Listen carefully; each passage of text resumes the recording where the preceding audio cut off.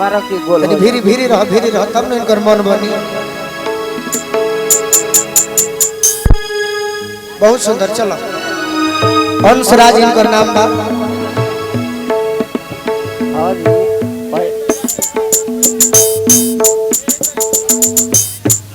हम बहुत छोट रहने में शिवानी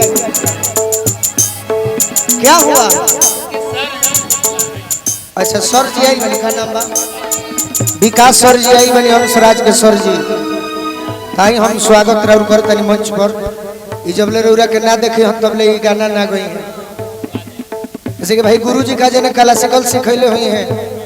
आई एनएससी से आई नहीं बड़ी ते का चला ई गुरु आई रही। शुरू करो ना भाई। अच्छा गुरुजी आ जाए तो नहीं बता दे विकास भाई। अरे रौरे हैं ये तो मेरे पुराने दोस्त हैं। थोड़ा इनको बता दीजिए क्या गाएंगे। ये तो गुरुजी भी बहुत अच्छा गाते हैं। तनी बता दी बबुआ के कुछ।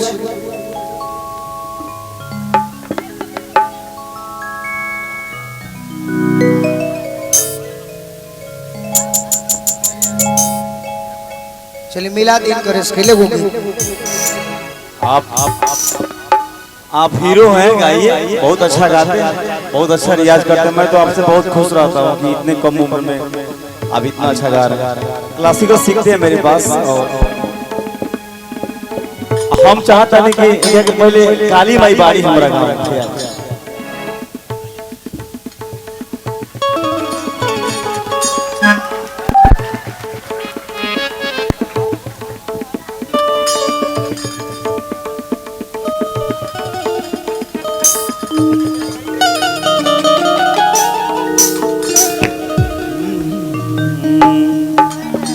काका हो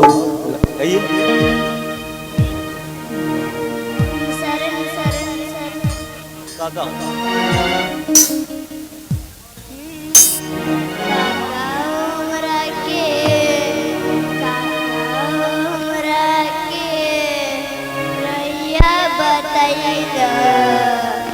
पानी बुलाई तने घर पहुँचे